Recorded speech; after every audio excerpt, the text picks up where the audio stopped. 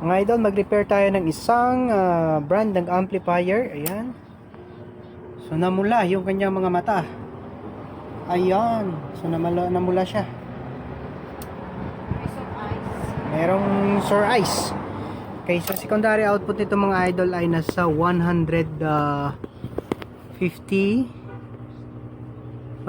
yata eh. Masyado makita.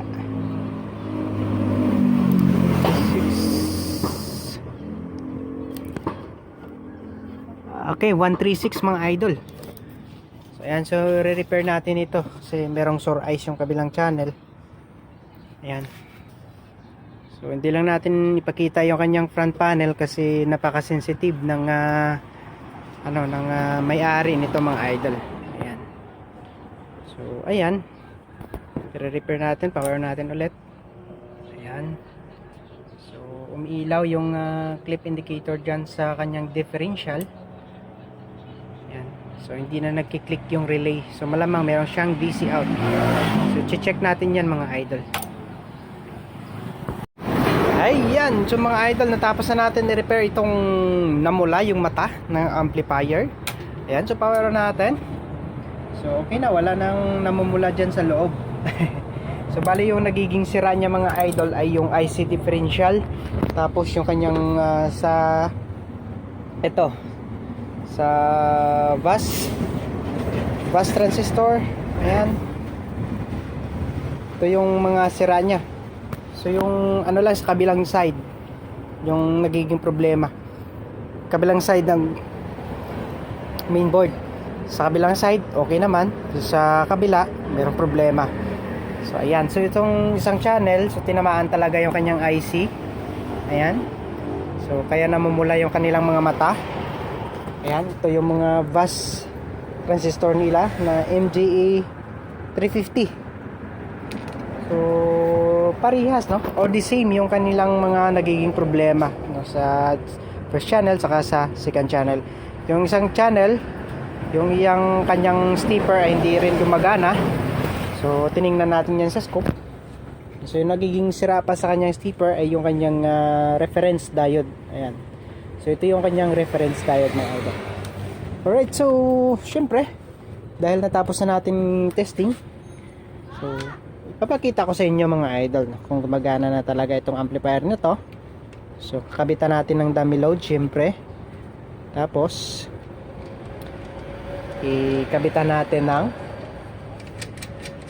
tawag dito ng scope. Yan. Kabitan muna natin ng ground.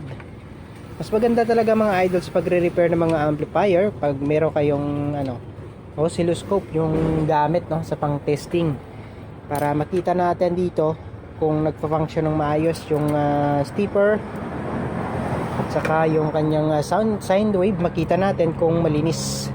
Yan, so mag-inject tayo dito ng ating signal generator. Ayan. Alright, so i-power natin ng ating scope. Ayan, power natin na yung ating amplifier. Ayan. And syempre hintayin lang natin na mag normal mode yung kanyang signal. Ayan, so ayan. Ayan, so goods na po mga idol.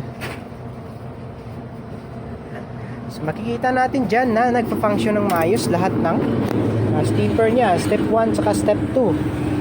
So tingnan natin dito sa kabilang side. So ilipat na natin yung ating probe ng oscilloscope, yung pangsukat natin sa voltahe o yung pangsukat natin sa rail kung nagpa-function yung kanyang stepper. Ayan, so ayan. Okay, so hintayin lang natin na mag-up ulit yung ating signal. Ayan. Ayan, so makikita natin ganyan talaga yung waveform ng stepper natin mga idol.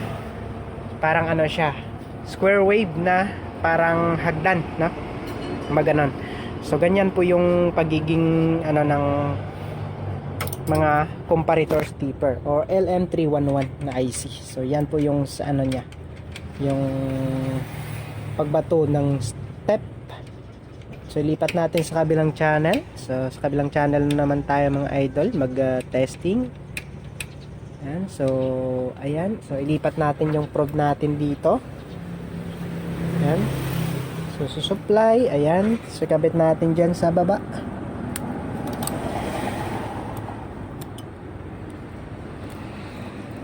Ayan, so, mas mainam talaga mga idol maggamit kayo ng test probe or ng scope.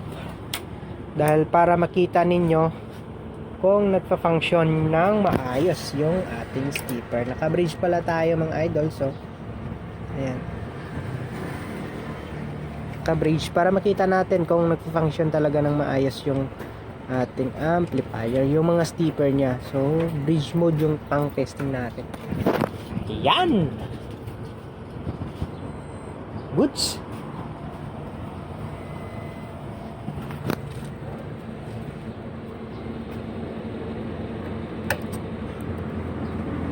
Kabilang side.